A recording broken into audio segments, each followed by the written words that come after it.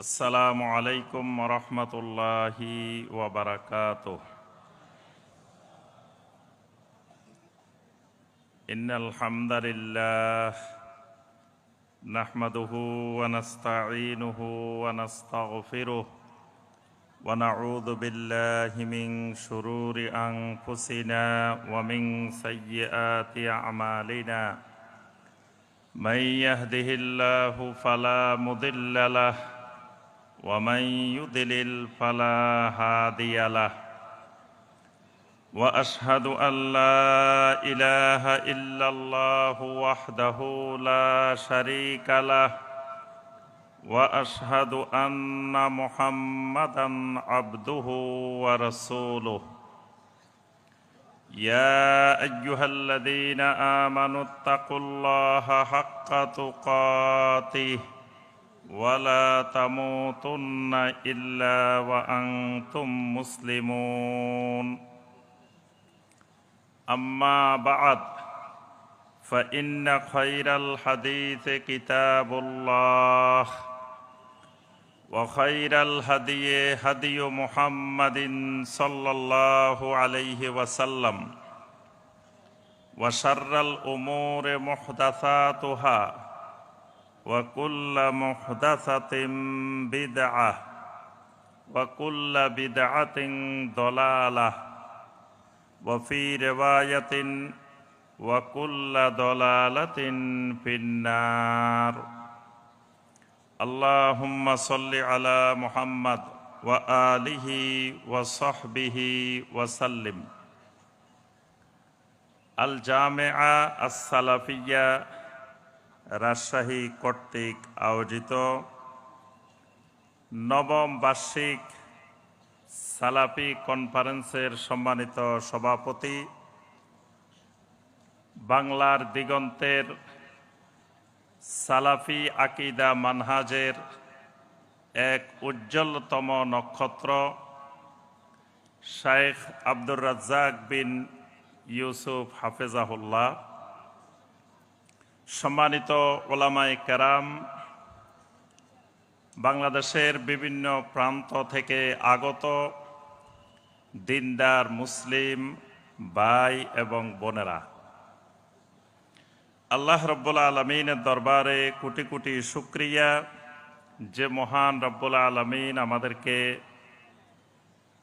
এই নবম বার্ষিক সালাফি কনফারেন্সে রাজশাহীর ডাঙ্গিপাড়ার এই ময়দানে আল্লাহ রব্বুল আলমিন একত্রিত হওয়ার এবং অনেক বড় বড় ওলামায়ে কেরামদের নিকট থেকে এবারের যেই প্রতিপাদ্য বিষয় ইসলামী রাজনীতি প্রেক্ষিত বাংলাদেশ, এই বিষয়ের উপরে অনেক গবেষণালব্ধ গুরুত্বপূর্ণ আলোচনা শোনার যে মহান রব্বুল আলমিন আমাদেরকে তৌফিক দিয়েছেন, সে মহান রব্বুল আলমিনের শুকর আদায় করি। সকলে বলি আলহামদুলিল্লাহ। আলহামদুলিল্লাহর আওয়াজটা আরেকটু জোরে, আলহামদুলিল্লাহ। এবারের ব্যবস্থাপনায় সামনে কিন্তু অন্ধকার, দেখা যাচ্ছে না আপনারা জীবিত না কোন অবস্থায়, কিন্তু ভালোভাবে দেখা যাচ্ছে না। তা আওয়াজে বোঝা যাবে যে আলহামদুলিল্লাহ আপনারা সক্রিয় আছেন। তো এই জন্য মাঝে মাঝে কিছু জিজ্ঞাসা করলে আওয়াজটা একটু জোরে দিতে হবে, তাহলে আমি বুঝবো যে আলহামদুলিল্লাহ আমাদের ভাইয়েরা এখনো সক্রিয় আছেন। আল্লাহ পাক আমাদের আলোচনা শেষ হওয়া পর্যন্ত আমাকে এবং আপনাদেরকে সবাইকে সক্রিয় থাকার, সুস্থ থাকার, মনোযোগী হওয়ার আল্লাহ পাক তৌফিক দান করুন। জি, সম্মানিত ভাই ও বোনেরা, আমার বিষয় একটু আগে বলা হয়েছে, খুব জটিল এবং কঠিন এক বিষয়, যে গণতান্ত্রিক পন্থায় ইসলামী রাষ্ট্র প্রতিষ্ঠিত হওয়ার সম্ভাবনা। যে বিষয়টি দেওয়া হয়েছে এটি একটি দিনব্যাপী বা কয়েকদিন ব্যাপী একটি সেমিনারের বিষয়। এটার উপরে ধরেন দীর্ঘ সময় গবেষণা করার এটা একটা বিষয়। তো এত বড় বিষয়, আমাদের আলোচনার সময় হইল 35 মিনিট। তো এই জন্য এই ধরেন 35 ঘন্টার বিষয় 35 মিনিটে আনতে হবে। এটা হলো আমাদের প্রথম এক বড় চ্যালেঞ্জ। তো অসুবিধা নাই, আমরা শুধু এই বিষয়ের মোলাক্খাস, একেবারে সার সংক্ষেপ, সামান্য একটু পয়েন্টগুলো আমরা আলোচনা করব। বাকিটা আপনারা আগামী 1 বছর লেখাপড়া করবেন ইনশাআল্লাহ। তো এখানে আমাদের যেই আলোচনার বিষয়, কয়েকটা বিষয়। একটা হলো আমরা বলছি যে ইসলামী রাষ্ট্র প্রতিষ্ঠিত হওয়ার সম্ভাবনা। তাহলে প্রথম বোঝা দরকার ইসলামী রাষ্ট্র কি, ইসলামী রাষ্ট্র কাকে বলে। প্রথম ধারণা নিতে হবে মাফহুম দাওলা আল ইসলামিয়া। দাওলা ইসলামিয়া বা ইসলামী রাষ্ট্রটা বলতে আসলে কি বুঝায়, কি রকম রাষ্ট্র হইলে আমরা বুঝবো যে এটা ইসলামী রাষ্ট্র। দ্বিতীয় বিষয়, আমরা বলছি গণতান্ত্রিক পন্থায়। তাহলে বোঝা গেল পন্থা অনেকগুলো আছে, তন্মধ্যে একটা পন্থা হলো গণতান্ত্রিক পন্থা। এখন গণতান্ত্রিক পন্থা বলতে কি বোঝায়। এরপরে এবার আসতে হবে ইসলামী রাষ্ট্র প্রতিষ্ঠিত হবে গণতান্ত্রিক পন্থা। এখন দুটার সাথে সমন্বয় হয় কিনা, দুটার মধ্যে কোনো বৈপরীত্য আছে বা শরিয়া বিরোধী, দিন বিরোধী কিছু আছে না, দুটা মিলে যায় কাছাকাছি, এটাকে মিলাইতে হবে। এটা হলো 3 নম্বর বিষয়। 4 নম্বর বিষয় হলো যদি মিলে তো আর অসুবিধা নাই, এখানে অঙ্ক শেষ, মিলে গেছে, আর ভগ্নাংশের দিকে যাওয়া লাগবে না। এখন ধরেন অঙ্ক মিলে নাই, গণতন্ত্রের সাথে ইসলামের মিলে না, অঙ্ক অসমাপ্ত রয়ে গেছে, তাহলে এরপরে আরো একটু কাজ বাকি আছে। সেটা হলো এবার যদি দেখি যে এর কোনো বিকল্প সামনে নাই এটা ছাড়া, তখন কিভাবে কি করতে হবে, তখন অঙ্ক কিভাবে মিলাইতে হবে, এটা হলো 4 নম্বর বিষয়। তাহলে আমাদের মূল আলোচনার বিষয় হলো 4টা। 1 নম্বর, ইসলামী রাষ্ট্র কি। 2 নম্বর, গণতান্ত্রিক পন্থাটা কি। 3 নম্বর, ইসলামের সাথে গণতান্ত্রিক পন্থার সাথে কোনো বিরোধ আছে কিনা। 4 নম্বর, বিরোধ না থাকলে এখানে শেষ, যদি বিরোধ থাকে তাহলে পরবর্তী কাজ কি। এই 4টাই আলোচনার বিষয়। তো 4টা আমরা একটু একটু করেই শুধু একটা ধারণা দেওয়ার চেষ্টা করব ইনশাআল্লাহ। প্রথমে আসি ইসলামী রাষ্ট্র, আদ-দাওলা আল ইসলামিয়া। এতক্ষণ আমাদের অনেক সম্মানিত শাইখের কাছ থেকে আমরা শুনেছি ইসলামী রাষ্ট্র কি, ইসলামী রাষ্ট্রের বৈশিষ্ট্য কি কি, এতক্ষণ পর্যন্ত অনেক কিছু শোনা আলহামদুলিল্লাহ আমাদের হয়েছে। তাহলে ইসলামী রাষ্ট্র সম্পর্কে আমাদের একটা ধারণা মোটামুটি এসে গেছে। আর এখানে যারা আছেন অনেকে রাষ্ট্রবিজ্ঞানের স্টুডেন্ট আছেন, অনেকে আরো ভালো ভালো গবেষক আছেন, অনেক লেখাপড়া করছেন। মোটামুটি আমরা সবাই বুঝি ইসলামী রাষ্ট্র কি। তবে কোরআন সুন্নাহর আলোকে ইসলামী রাষ্ট্র বলতে যেটাকে বোঝায়, একেবারে সংক্ষিপ্ত কথায়, যেই রাষ্ট্রের নিম্নোক্ত রোকনগুলো পাওয়া যাবে ওইটার নাম ইসলামী রাষ্ট্র। রোকন তো আমরা বুঝি, রোকন বুঝেন তো নাকি? সলাতের রোকন আছে না? জি। ইমানের রোকন আছে না? ইমানের রোকন কয়টি বলেন তো দেখি? ওরে এবার দেখি আর কথা বলে না, রাগ করছেন নাকি? ইমানের রোকন কয়টি? ইসলামের রোকন কয়টি? এবাদতের রোকন কয়টি?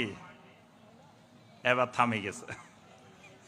জি, এবাদতের রোকন কয়টি?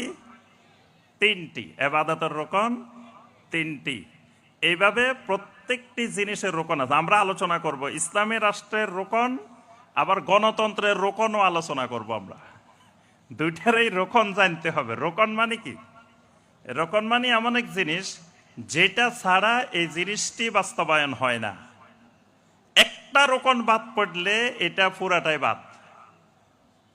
তো এই জিনিসগুলা, এরকম জিনিসগুলাকে শরীয়তের পরিভাষায় বলা হয় রোকন। তাহলে ইসলামী রাষ্ট্র, ইসলাম যেমন 5টি রোকনের উপরে স্থাপিত হয়, একটা রোকন বাদ গেলে ইসলাম বাদ। ঠিক ইমানের 6টা রোকন, একটা রোকন বাদ গেলে পুরা ইমান ক্যান্সেল।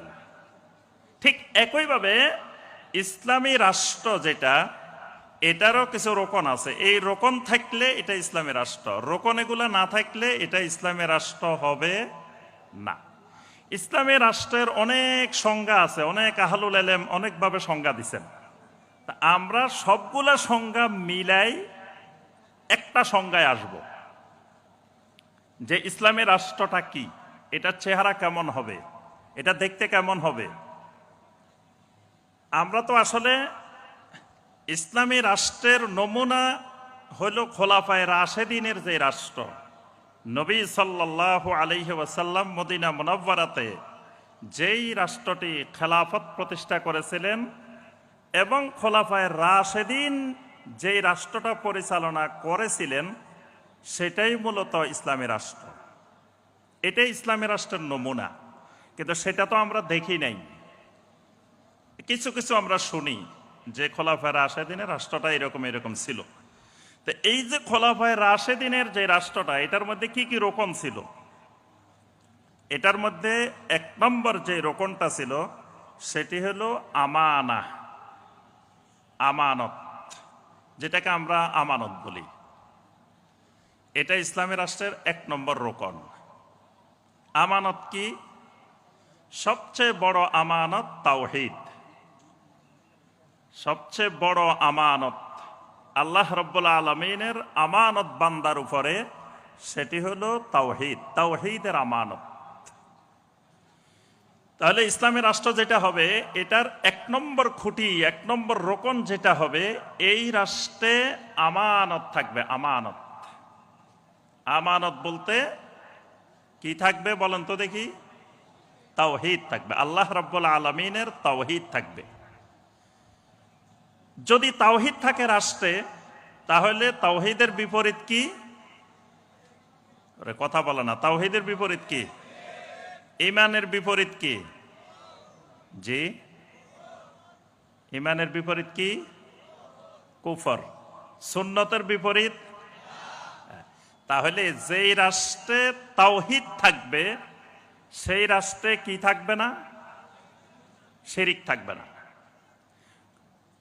মুসলিমেরা শিরিকও করবে, মুসলিমেরা শিরিকের অনুষ্ঠানে আনন্দ চিত্তে যোগদানও করবে, শিরিকের অনুষ্ঠানে শুভেচ্ছা জানাবে, শিরিকের সাথে একাত্মতা ঘোষণা করবে। এটা কোনোদিন ইসলামী রাষ্ট্র হবে না। কারণ ইসলামী রাষ্ট্রের 1 নম্বর রোকনই হলো তাওহীদ। তাহলে এই রাষ্ট্রে 1 নম্বরে যেটি থাকতে হবে সেটি হলো তাওহীদ। এটা 1 নম্বর রোকন। 2 নম্বর রোকন, এই রাষ্ট্রে থাকবে আদল। এই রাষ্ট্রে থাকবে আদল। আদল মানে ইনসাফ, ন্যায়।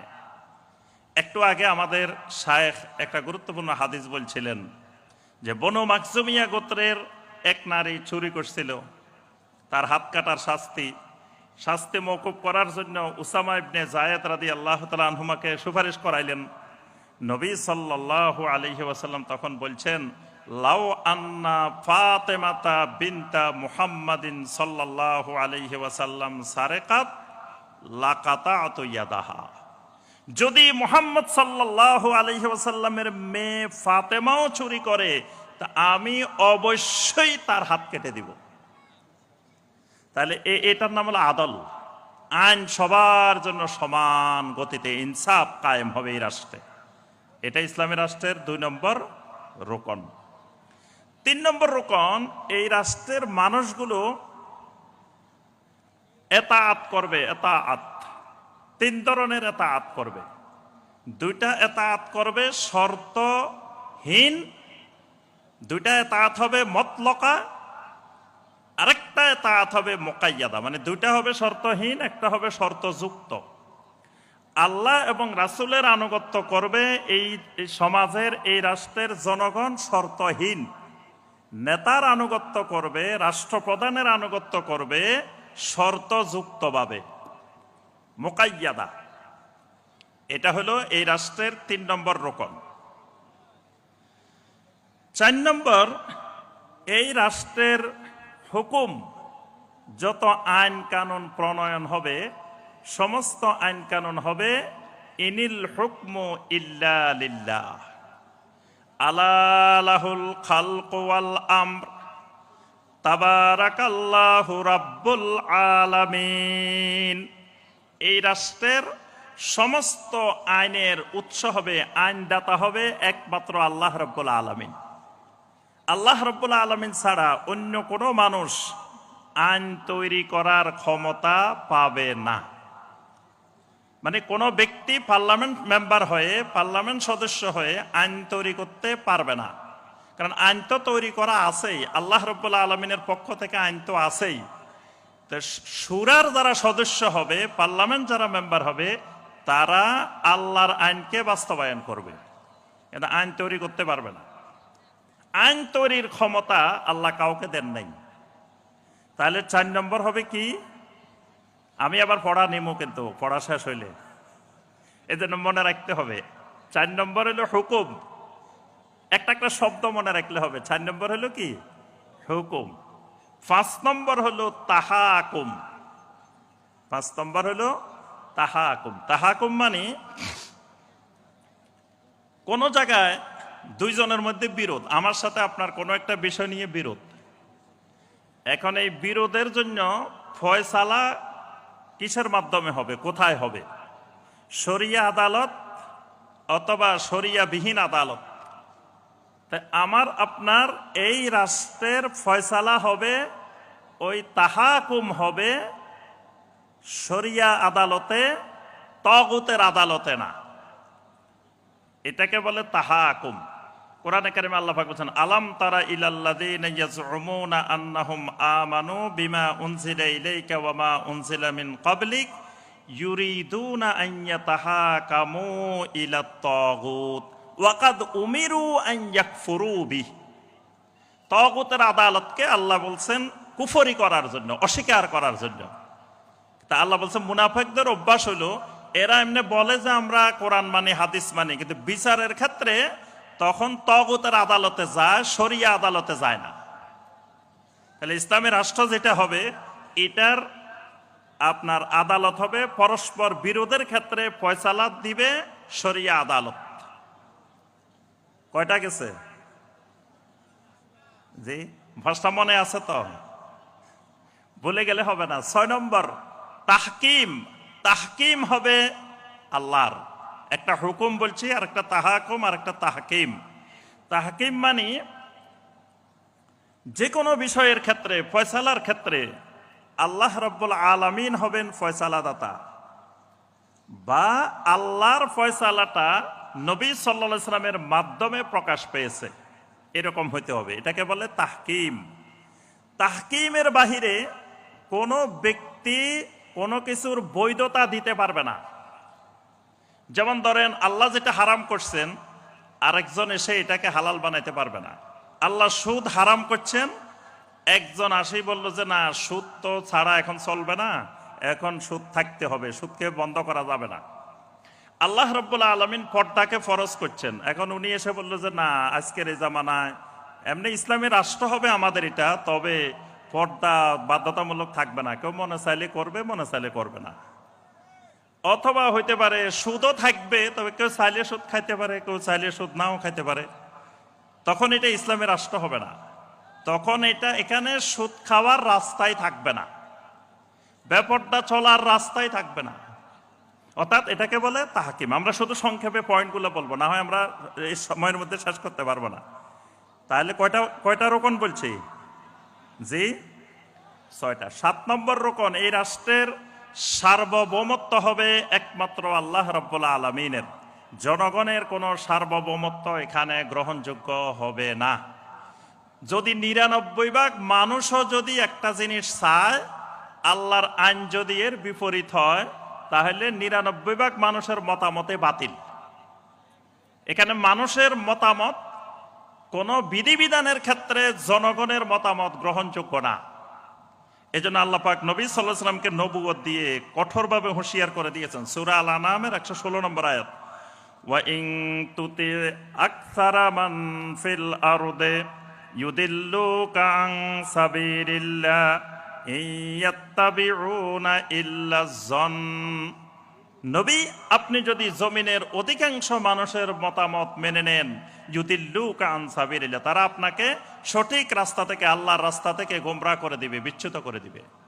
কারণ পৃথিবীর অধিকাংশ মানুষ এলেমের উপরে চলে না, জন্নের উপরে চলে, ধারণার উপরে চলে। তাহলে অধিকাংশ মানুষের মতামত এখানে গ্রহণযোগ্য না। অধিকাংশ মানুষ চাইলে সেটা কার্যকর হবে না। এখানে আল্লাহর সার্বভৌমত্ব কায়েম হবে, আল্লাহ যেটা চান সেটাই কার্যকর হবে। তাহলে এই যে কয়েকটা পয়েন্ট বললাম, এগুলা হলো ইসলামী রাষ্ট্রের কি, ইসলামী রাষ্ট্রের কি রোকন। এইগুলো থাকলে এটার নাম ইসলামী রাষ্ট্র। এটা সংক্ষিপ্ত কথা। এবার আসেন গণতন্ত্র। গণতন্ত্রের পন্থা বলছি আমরা, তো গণতন্ত্রের পন্থা কি? গণতন্ত্র এর অনেক সংজ্ঞা আছে, অনেক রাষ্ট্রবিজ্ঞানী অনেক সংজ্ঞা দিচ্ছেন। আমরা শুধু একটা সংজ্ঞা দিব, যেটা আপনারা সবাই জানেন। 1863 সালে আব্রাহাম লিঙ্কন 19শে নভেম্বর তার বক্তৃতার মধ্যে তিনি বলছেন যে গণতন্ত্র হইল government of the people, by the people, for the people. এটা হলো সবচেয়ে বহুল প্রচলিত গণতন্ত্রের সংজ্ঞা। যেহেতু গণতন্ত্রের যারা জনক, যারা প্রবক্তা, তারাই বলছে যে গণতন্ত্রটা এই জিনিস, তাহলে এটা গ্রহণযোগ্য মত। গণতন্ত্র কি? গণতন্ত্র হবে এমন একটি সরকার যেটা গভর্নমেন্ট অব দ্য পিপল, জনগণের সরকার।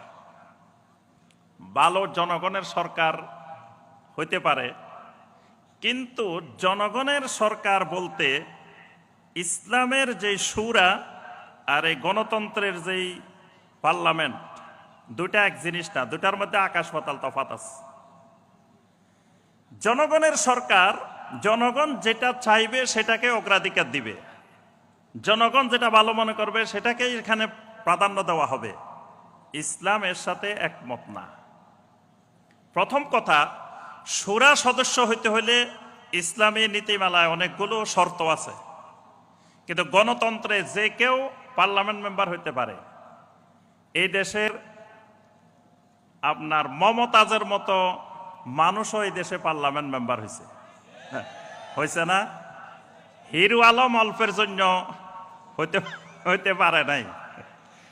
তাহলে এই পার্লামেন্টের সদস্য, এই গণতন্ত্রের যেই পার্লামেন্ট, এখানে পার্লামেন্ট সদস্য হইতে হইলে সুনির্দিষ্ট কোনো যোগ্যতা লাগে না। লাগে হলো জনগণ যেটা চায়, জনগণ যাকে চায়। জনগণ কলা গাছ চাইলে কলা গাছ, বট গাছ চাইলে বট গাছ, খেজুর গাছ চাইলে খেজুর গাছ, যাকে চাইবে সেই সদস্য। কিন্তু ইসলামের শুরা সদস্য যারা হবে, এটা জনগণ চাইলেই এরকম লোক শুরা সদস্য হইতে পারবে না। কারণ সে এখানে তার অনেকগুলো মতামত দিতে হবে। তাহলে ওই পরিমাণ তার কাছে জ্ঞান, মেধা, প্রজ্ঞা না থাকলে বা তাকওয়া না থাকলে সে এখানে শুরা সদস্য হইতে পারে না। তাহলে শুরা আর এই পার্লামেন্ট, গণতন্ত্রের পার্লামেন্ট, দুটা এক জিনিস না, দুটার মধ্যে অনেক পার্থক্য আছে। এই কারণে এখানে জনগণ চাইলেই, জনগণের মতামত, আপনার এক পাশে 49টা ঘোড়া, আরেক পাশে 51টা গাধা।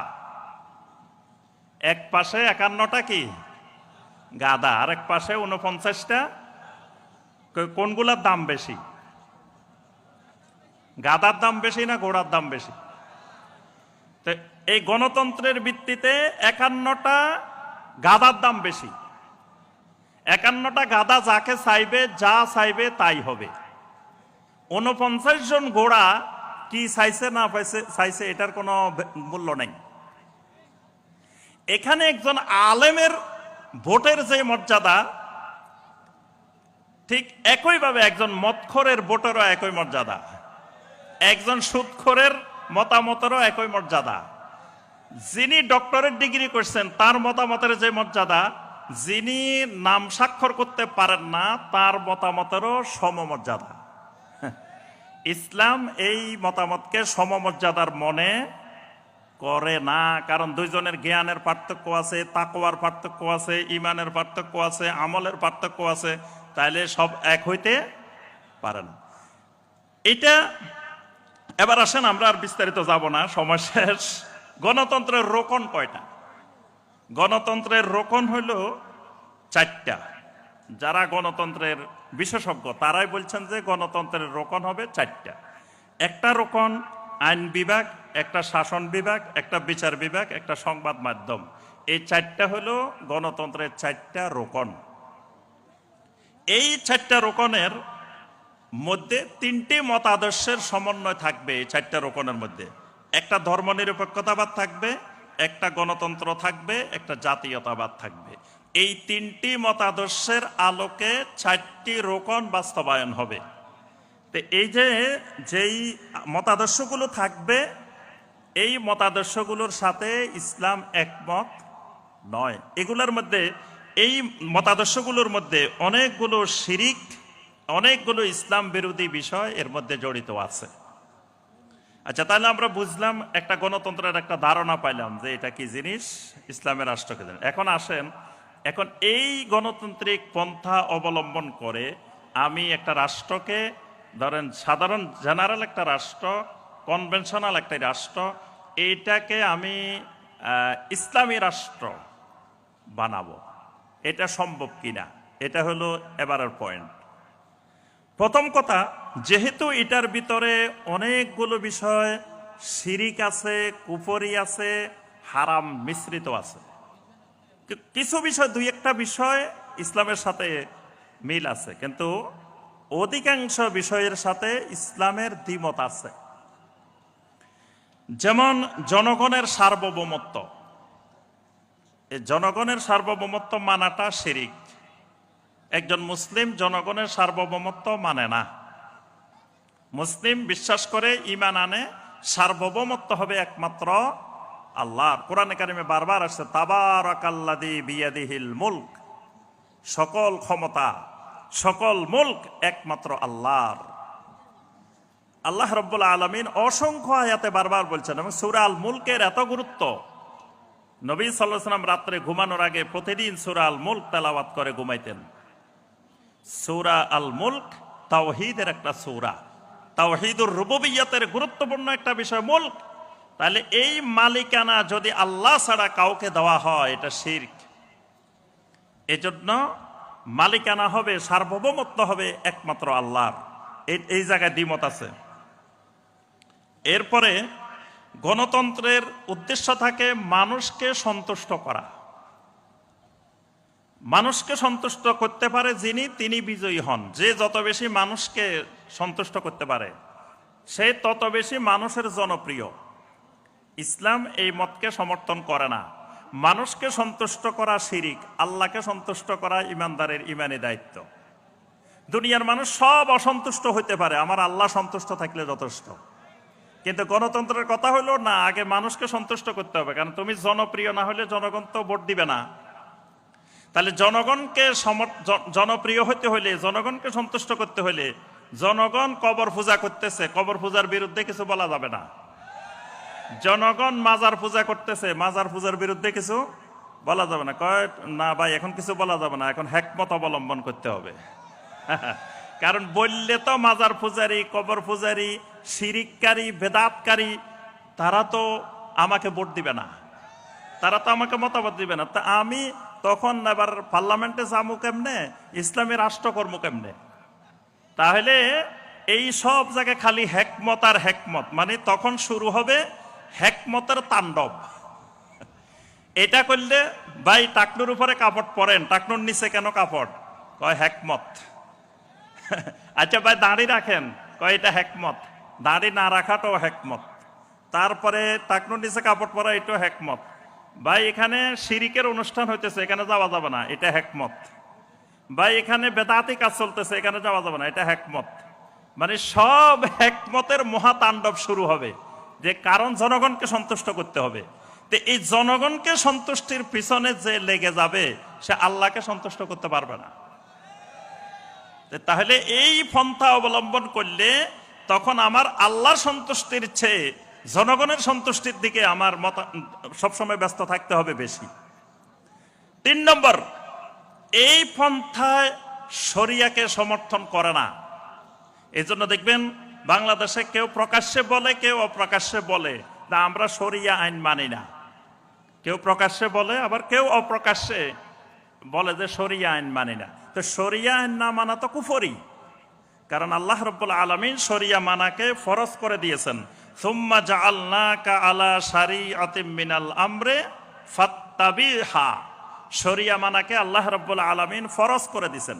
তো কেউ যদি বলে শরিয়া মানি না, এখন শুনেন, ধরেন আমি এরকম বাংলাদেশের মাজার পূজারি, কবর পূজারি, শিরিককারী, ওয়াহদাতুল উজুদকারী, তারপরে যত রকমের শিরিক বেদাত করেছে সবার সমর্থন নিয়ে আমি ক্ষমতায় চলে গেলাম। গিয়ে আমি ঘোষণা দিলাম যে বাংলাদেশে আর এই শিরিক চলবে না, শিরিকের আস্তানা থাকবে না। যখনই আমি এই ঘোষণা দিব তখন ওই যাদের সমর্থন নিয়ে, যাদের মতামত নিয়ে আমি ক্ষমতায় গেছি, তারা পরের দিনে আমাকে ক্ষমতা থেকে উচ্ছেদ করবে। কারণ সে বলবে যে মিয়া আমরা মাজার পূজা করি, মাজার রক্ষা করার জন্য তোমারে ভোট দিছি, আর তুমি এখন যাই বলতেছো যে না মাজার থাকবে না, তাহলে তুমিই থাকতে পারবে না। তাহলে বোঝা গেল এবার যেই জনগণ, এই জন্য যে ইসলামী রাষ্ট্রের রোকনের মধ্যে আমরা একটা রোকন বলছি যে এতাআত, মানে আল্লাহর বিধান মানার জন্য প্রস্তুত হইতে হবে জনগণ। আল্লাহ সুবহানাহু ওয়া তাআলার জন্য ওই সূরা আন-নিসার 59 নম্বর আয়াতে আল্লাহ পাক বলছেন যে ইয়া আইয়ুহাল্লাযীনা আমানু আতিউল্লাহা ওয়া আতিউর রাসূলা ওয়া উলিল আমরি মিনকুম। উলিল আমরের নির্দেশের কথা বলার আগে, আনুগত্যের আগে আতিউল্লাহ আতিউর রাসূল বলছেন। তাহলে মানুষগুলো যে ইসলামী আইন মানার জন্য, তাওহীদ মানার জন্য, সুন্নাহ মানার জন্য মানুষগুলো আগে রেডি হতে হবে।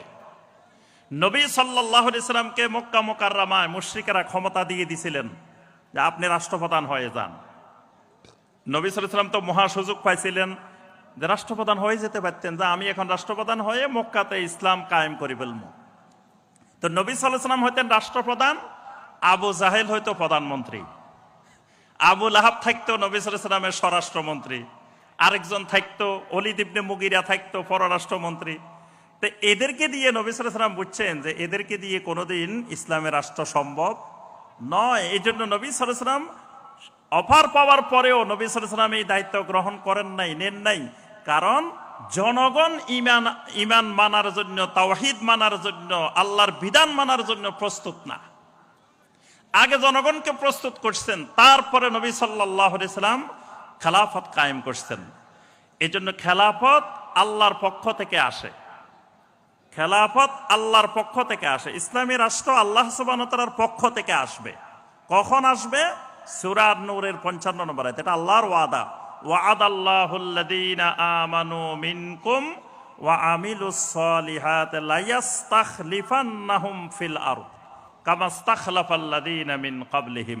যখন মানুষ ঈমান আর আমলে সালেহ, যখন এই দুইটা ঠিক করে নিবে, ঈমানটাকে শিরিক মুক্ত করবে, কুফর মুক্ত করবে, নেফাক মুক্ত করবে, তাওহীদি ঈমান গড়ে তুলবে, আমলটা যখন সালেহ হবে, বেদাত মুক্ত সুন্নতি আমল গড়ে তুলবে, মানুষ যখন আল্লাহর বিধান মানার জন্য উন্মুখ হয়ে যাবে, তখন আল্লাহ রাব্বুল আলামিনের এই মহা নেয়ামত খেলাফত আলা মিনহাজের নবুওয়া আল্লাহ পাক তখন দিবেন। কিন্তু জনগণ যতক্ষণ এটা মানার জন্য প্রস্তুত না, ততক্ষণ আল্লাহ এই নিয়ামত তাদের উপরে দিবেন না। সর্বশেষ পয়েন্ট, তাহলে আমরা বুঝলাম যে ইসলামের সাথে এটা এক হয় না, মিলে নাই। এটার আদর্শ, গণতান্ত্রিক পন্থার আদর্শটা ইসলামী আদর্শের বিপরীত, মিলে না। তো না মিললে এখন আসেন সর্বশেষ কথা, তাহলে মিলাইতে চাইলে কি করতে হবে? এখন যদি আপনি মনে করেন যে এই কুফরি পন্থা ছাড়া, এই পন্থার বাহিরে আর কোনো পন্থা আপনি খুঁজে পাচ্ছেন না, যে এই পন্থার মাধ্যমেই একমাত্র সম্ভব। আমাদের দেশে যারা এই মতের প্রবক্তা যারা চান যে গণতান্ত্রিক পদ্ধতির মাধ্যমে এই পন্থায় ইসলাম কায়েম হবে, দিন কায়েম হবে, ইসলামের রাষ্ট্র হবে, তাদের সবচেয়ে বড় কথা সেটা হলো যে এই পন্থা ছাড়া বিকল্প কোনো পন্থা দেখা যায় না। তারা আর পৃথিবীতে কোনো বিকল্প পন্থা খুঁজে পাচ্ছেন না। কিন্তু বিকল্প পন্থা হলো আম্বিয়া আলাইহিমুস সালাম যেই পন্থা অবলম্বন করেছিলেন, এটাই কিয়ামত পর্যন্ত দিন প্রতিষ্ঠার একমাত্র পন্থা। আম্বিয়া আলাইহিমুস সালাম কি পন্থা অবলম্বন করেছেন? সেটা হলো আম্বিয়া আলাইহিমুস সালাম দাওয়াতের মাধ্যমে মানুষকে তাওহীদের দাওয়াত দিয়ে যখন জনগণ আহলুত তাওহীদ হবে, জনগণ দিনমুখী হবে, জনগণ তাওহীদ বুঝবে, যখন জনগণই চাইবে যে কিভাবে ইসলামের রাষ্ট্র হবে, কিভাবে একটা খেলাফত কায়েম হবে, তখন আল্লাহর নিয়ামত আসবে। এটা হলো আম্বিয়া আলাইহিমুস সালামের পন্থা। এখন যদি মনে করি না এই পন্থা এখন দরকার, তাহলে এই দরকারের সিদ্ধান্তটাও নিতে হবে ওলামায়ে কেরাম, বিজ্ঞ ওলামায়ে কেরাম।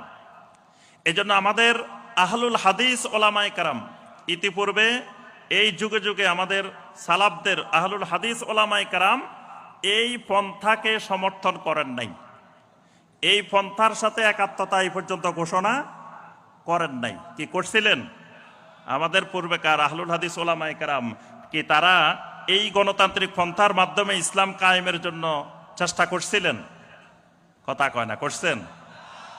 করেন নাই। তো এখন যদি মনে করি আমরা না এই পন্থায় যাওয়া দরকার, তো এই সিদ্ধান্ত কে নিবে? এই সিদ্ধান্ত নিতে হবে আমাদের এই সালাফি মানহাজের বিজ্ঞ ওলামায়ে কেরাম। বিজ্ঞ ওলামায়ে কেরাম বসতে হবে এক জায়গায়, বসে আলোচনা পর্যালোচনা, কোরআন সুন্নাহর তাহকিক বিশ্লেষণ ইজতিহাদ করেই সিদ্ধান্ত নিতে হবে। কোনো একক ব্যক্তি বা কেউ এই সিদ্ধান্ত নিতে পারে না।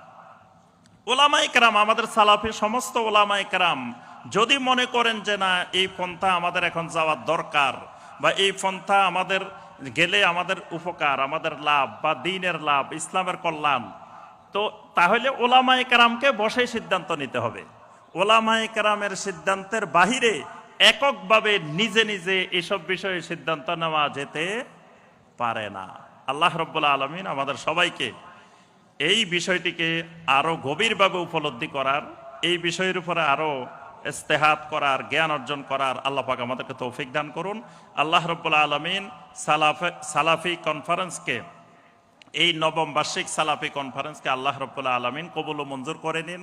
আল্লাহ পাক আজকে এবং আগামীকাল যত আলোচনা হয়েছে এবং হবে সবগুলো আমাদেরকে মানার, আমল করার আল্লাহ পাক তৌফিক দান করুন। আমিন ইয়া রাব্বাল আলামিন। আসসালামু আলাইকুম ওয়া রাহমাতুল্লাহি ওয়া বারাকাতুহু।